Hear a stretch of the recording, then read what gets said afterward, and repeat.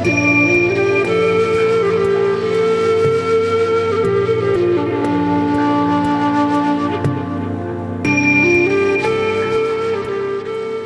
back to the Anxiety Slayer podcast. I'm Shan Vanderleek here with my wonderful friend and partner, Ananga Sivir. And today we're going to be discussing the lies anxiety tells you and how not to listen. Welcome back, Ananga. Hey, Shan.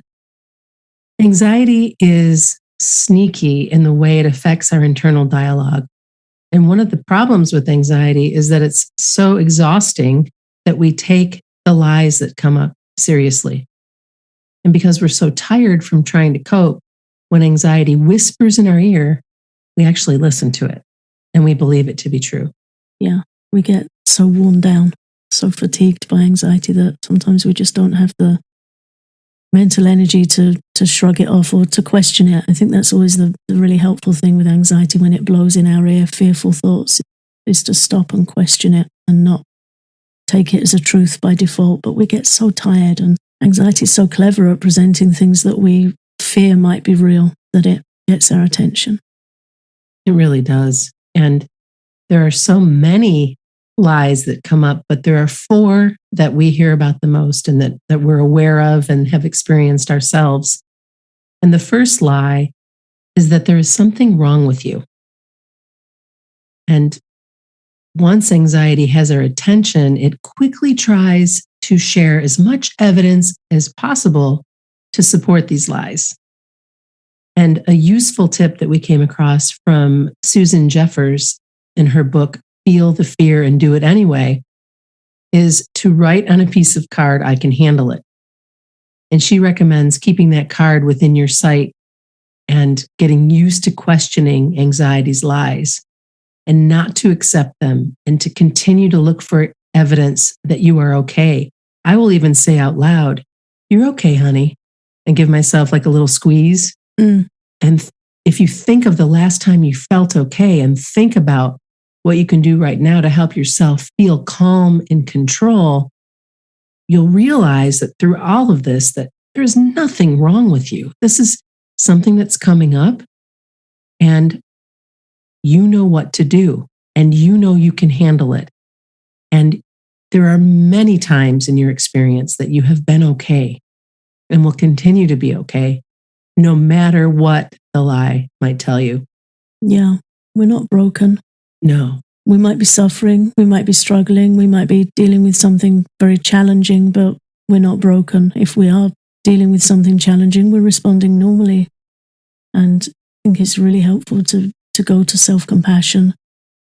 And something that also is worth considering, I think, is when we have these thoughts of there's something wrong with me, if we're fearing that we're going crazy, which anxiety can often bring up those thoughts that you're just going crazy, you're mad, you're losing it. If we truly were going crazy, we wouldn't have the facility to think, oh my God, there's something wrong with me. That actually comes from an introspective stance that is helpful. It really is. Thank you for sharing that. Yeah, I just think it's really important, again, to just look and question and can see, what do I need? Do I need more rest? Am I drinking enough water? Do I need more warmth? I was talking to somebody yesterday that was experiencing stomach pains due to anxiety, and it was affecting their appetite. And they noticed that when they got under really hot water, their stomach started to rumble and they started to feel hungry. They just really needed some warmth and some relaxation. And then their body started to say, okay, I'm ready. I'm ready for some food. Such a simple thing. So to look, what do we need? Do we need a walk? Do we need a warm bath? Do we need a talk with a friend? Really important not to allow ourselves to be isolated by stigma or by shame if we're concerned there's something wrong with us. So often, if we talk to a friend, they'll say, oh God, yeah, I can relate to that, or they'll share something similar. So not to fall victim to the propaganda of anxiety's lies. Yeah, nor to the propaganda of all of the fear that is being spewed at us from the media and from our screens. Mm-hmm. Because if you're already feeling low, if you're already fighting with that there's something wrong with you, that in that space of, oh, geez, now what? There's something wrong with me. that's going to do nothing but exacerbate it. It's going to make it worse. Yeah. And if it's a strong filter, we're going to find evidence to support it. No doubt about it. Yeah. So to turn it on its head and look at how can I help myself? How can I support myself? Then we're going to gather information to help with that. And yeah, so many wonderful authors who are available if we're finding ourselves stuck on social media, for example, Instagram, fill it with good people. Yeah. Fill it with people who are really sharing tips of how to cope, tips of how to look after yourself and practice different things that help you feel better. Just filter out the stuff that's going to reinforce the lies that there's something wrong with us. Because if that's a strong enough dialogue, we will find things to reinforce it.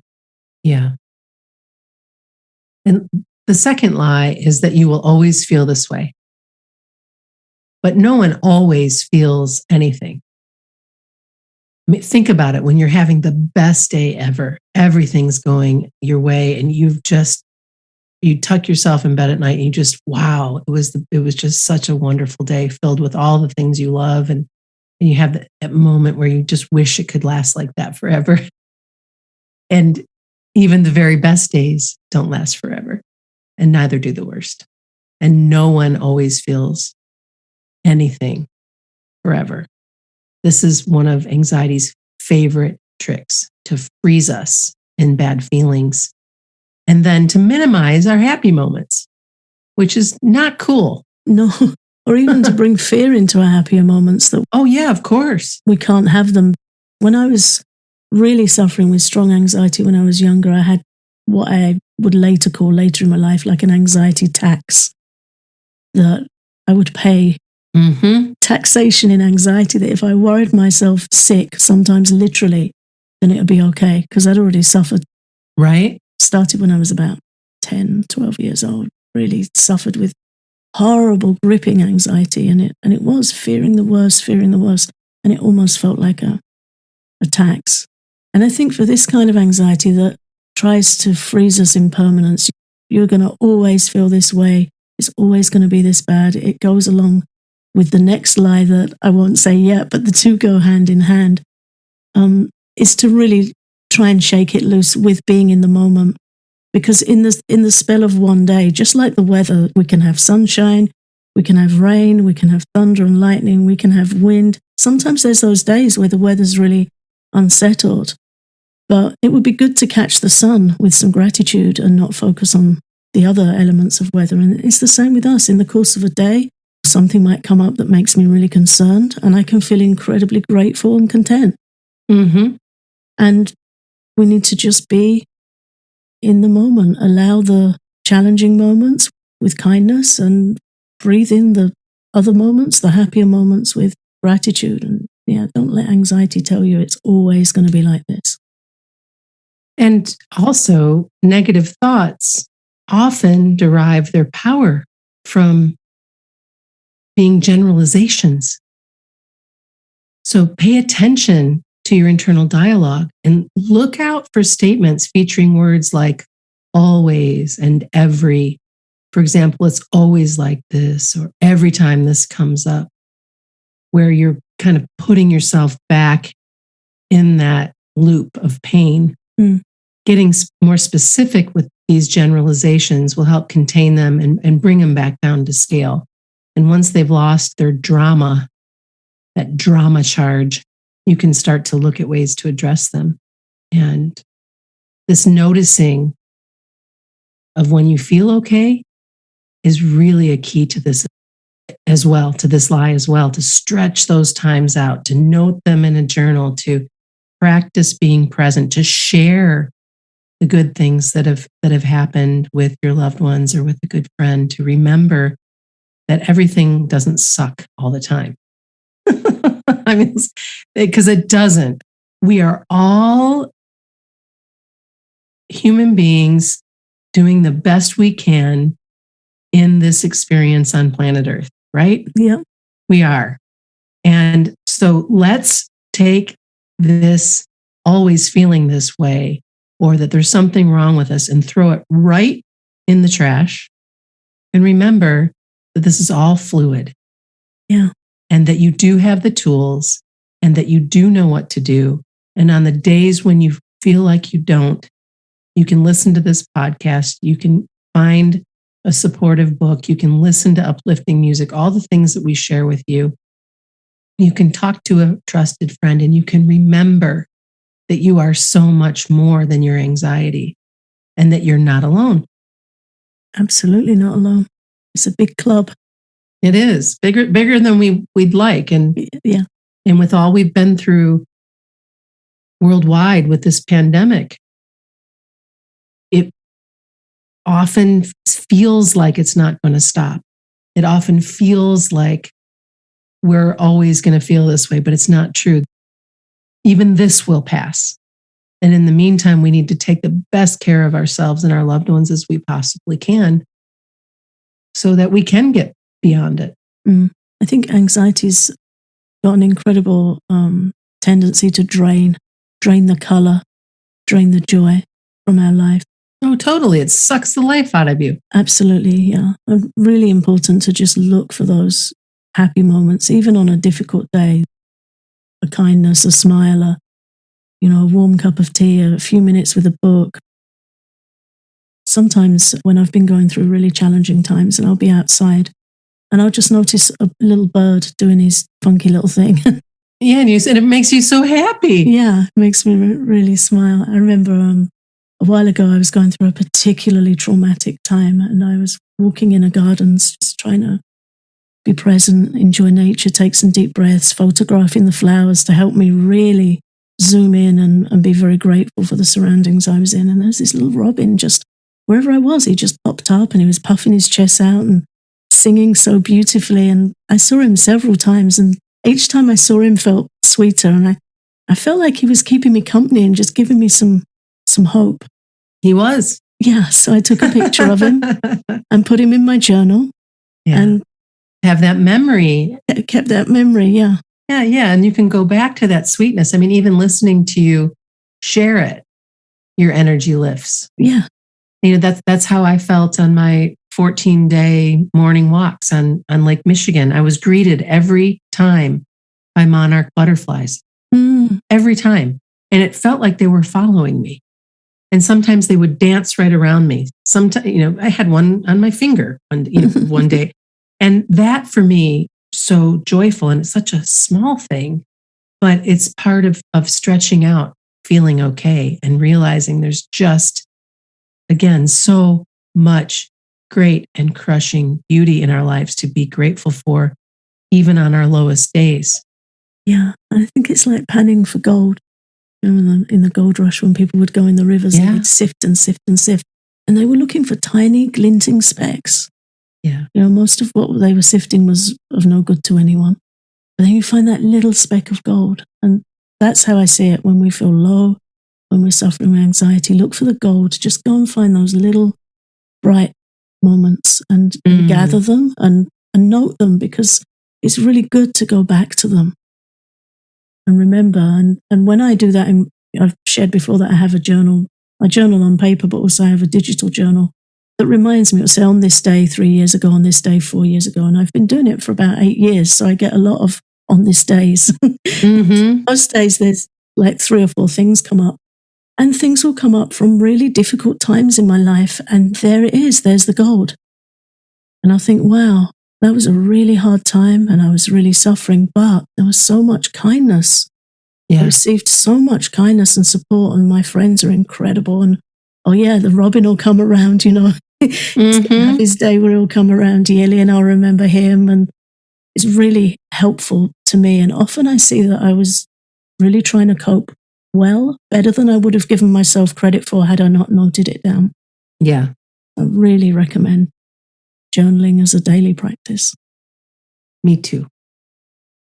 After the break, we'll come back and share lie number 3 and lie number 4. Now a word from our sponsor, BetterHelp. Taking care of your mind is more important than you can possibly imagine. How we care for our minds affects how we experience life. So it's really, really important to invest time and care into keeping your mind healthy. There are many ways to support a healthy brain. whether that be crossword puzzles, learning a new language, making time for power naps, and of course, there's BetterHelp online therapy. Sometimes therapy is actually one of the healthiest things that you can do for your mind. BetterHelp is online therapy that offers video, phone, and even live chat therapy sessions. It's much more affordable than in-person therapy, and you can get matched with a therapist in under 48 hours. Our listeners get 10% off at betterhelp.com/slayer. That's betterhelp.com/slayer. Before the break, we shared lie number 1, that there is something wrong with you, and lie number 2, that you will always feel this way. And we debunked both of those. And now we're moving on to lie number 3. And this is a big one. Nothing works. And when you come up with that, when that is what's entering your mind, that nothing works, please look at the success stories of others with a curious and open mind and keep trying to find what works for you. In our private Facebook group, we hear on occasion that nothing works. No matter what I try, nothing works, or EFT doesn't work, or breathing doesn't work, and it goes on and on. But again, that's part of the lie. Anxiety wants you to think, your mind wants you to think that nothing works. We invite you to pick one technique and try it every day for 2 weeks. Make it a game. You can draw 14 boxes for the next 14 days and make sure you tick each box.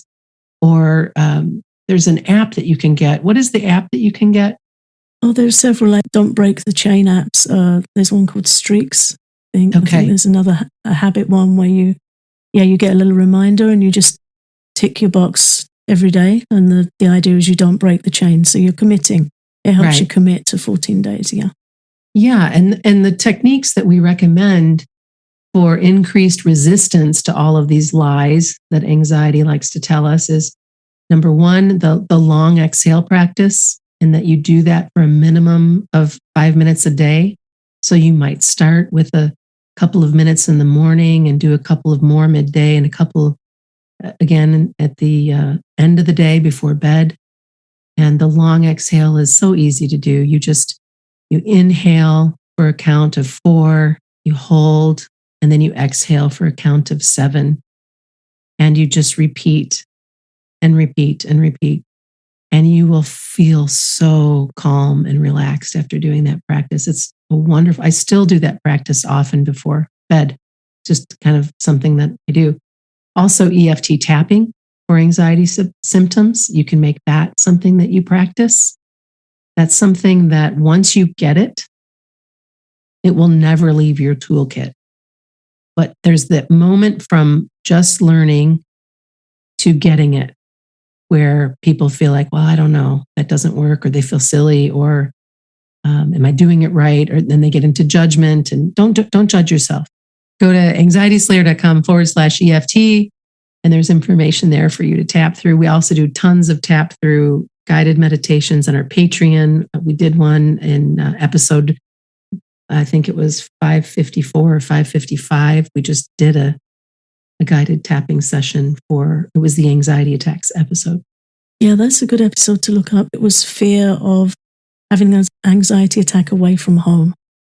So that's really helpful now as we're moving out back into the world. We're hearing from many people who are suffering with that kind of reintegration into being around people. So that's a good practice to follow along with. But we have some in our free course in the Anxiety Slayer Academy on Teachable, and we have many on Patreon. So if you're worried about doing it right, just come follow along with us. Yeah, absolutely. And then, of course, additional techniques, guided relaxations, and breathing practices. And again, anybody who's been listening to us for a while, you already know that we've got guided relaxation albums and breathing practices and all kinds of information on the website, on our Patreon and the Academy. All across the board, we have information and practices that will support you. So we invite you to just pick a technique and try it every day for 2 weeks. Pick one and try it. And kind of in defiance of your mind, if the mind says nothing works. Yeah, in defiance of your mind. And we want to hear from you too. How did it work? How did it feel? Definitely. Yeah. What did that look like for you when you got to the end of the 14 days? What is lie number 4, Ananga? Well, we already touched on it. It's a dark lie that you're losing your mind. Yeah. And we may fear that, we're losing it. We're going crazy. We can't cope. Our mind may be disturbed. Our mind may be giving us difficulties, but it can be supported. We're not our body. We're not our mind. This is the teaching behind Ayurveda's wonderful wisdom for how to live a long, calm, and happy life. So it teaches that we're not our body. We're not our mind. And thoughts aren't facts. And that's also a thought. It's a lie, but it's a thought. You're losing your mind. It's a false thought that we need to just nip it in the bud, as my mother would say. Thoughts aren't facts, and there's a lot we can do to support the mind. And often when we have this kind of anxiety, there's an energy in the mind that's really running and pushing, and we might feel I'm not myself, I'm not functioning properly. I've had times like this where I've been really going through a lot of stress, and I think, oh my God, am I socially acceptable? My mind's really pushing through, and it's rattling. And we need to slow down. We need to slow down. We need to make sure we're resting. We need to make sure we're feeding our mind an alternate reality. Feed it something good. Feed it something hopeful.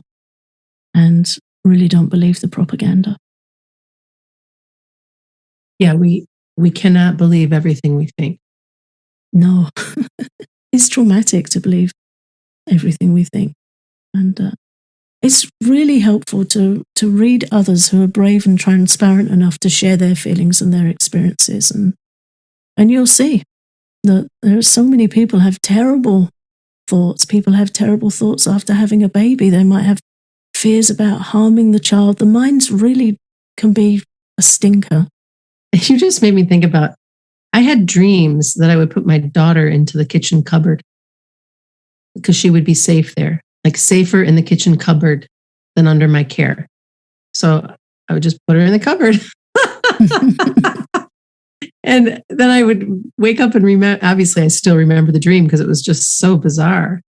But yeah, we have all of these really big life changes that happen throughout our lives, whether it's having children or moving away from home or getting married or moving house or getting divorced or going off to school, all the things. And speaking of memories that come up, somebody asked, where were you in such and such a year? And I went to the year and I was like, oh my gosh, in the same year, I got married, moved house, took a new job, and the house was in a brand new city, all at the same time, all at once. And you want to talk about thinking you're losing your mind. Yeah. And what do we know about change? Right. We know that change disturbs vata, which is the energy that gives rise to anxiety. So any transition, any change increases vata. We need to look at cause and effect instead of going to that big panic that, oh my God, what's wrong with me? This has changed in my body. This is different. My mind feels out of control. My mind's telling me I'm crazy. Actually, we don't even usually think it's our mind. We think it's us. Yeah, we do. It was a huge change in my life when I learned to say my mind, like my shoe or my coat. Yeah. Good point. It's not me, but with anxiety, we just say, I'm going mad. But when you can say my mind is disturbed and my mind's throwing up these thoughts, there's a part of you that's watching that and there's a part of you that's saying that. And that's the part of you that can get it calmer and in a better place. That separation is helpful. Yeah, detaching away from the mind, because it's taught that the mind is easily disturbed and it's incredibly disturbing. It's disturbing us. That's its default setting. But we can learn to work with it and calm it and use our intelligence to nurture it and support it. And that's a completely different experience of life. Instead of thinking, oh, I've got this pain and I'm going to get sick and there's something wrong with me and go into fear, we can think, well, what does that need? Does it need warmth? Does it need massage? Yeah. What do I need? How can I respond? Because it's telling us something and we need to respond, or it's going to shout because we're not hearing. So really to question, when we fear we're losing our mind, how can I help myself steady out? And usually we need to feel more grounded. That's the first place to start, is to really get grounded. Yeah, it's so very helpful to be grounded. It's one of the reasons why I continue my morning walks, because it helps so much. And as you were talking, I was thinking about, I used to say, I'm a crazy person. And I realized that to a degree, I am absolutely a crazy person, but in a good way. But the repeat of, I'm a crazy person, or I'm going crazy, or I'm crazy, you have to be mindful of that. It's a very slippery slope, because you start to believe it, and you start to become something that you're not because of repeating.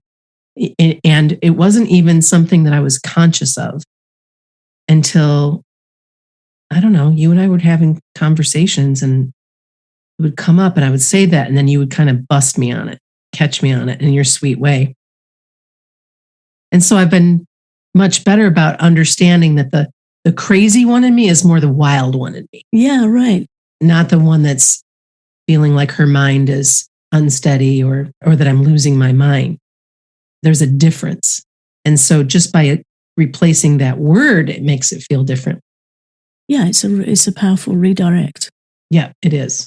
And yeah, we need to watch those words, and we need to just slow down, be kind, and see what we can do. And it's amazing how a tiny change in the right direction makes such a difference. It doesn't have to be big things. We don't need to do big things, and we don't need to figure it all out, which is good, because we're not going to when we're anxious.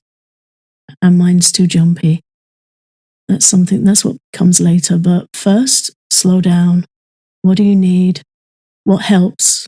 Always keep in mind what helps. And that's another wonderful benefit of journaling, is to note down, how did you get through a difficult day? What did you find to help yourself go to bed at night feeling better, feeling like you supported yourself? When we write them down, we reinforce those positive actions, and they're there to go back to. We're all going to have these moments when we feel like our mind's suffering unbearably, and it's out of control. It's part of the human experience, but it's what we do with it, what step we take next, that really makes the difference. And I always feel greatly benefited by reading people like Dr. Edith Eger, who shares from her intense experience in Auschwitz.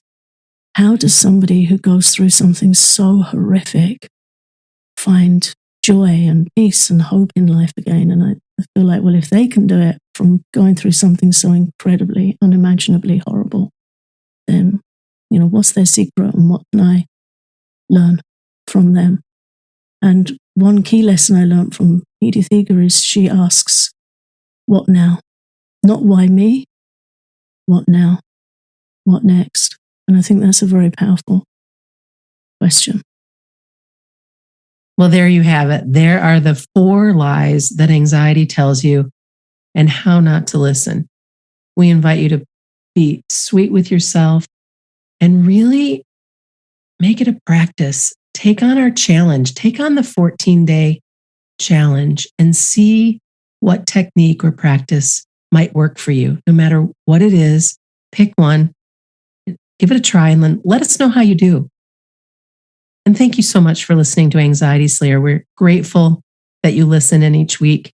And if you love our podcast, we invite you to become a patron for loads of Anxiety Slayer extras. Check out our Patreon at patreon.com/Anxiety Slayer.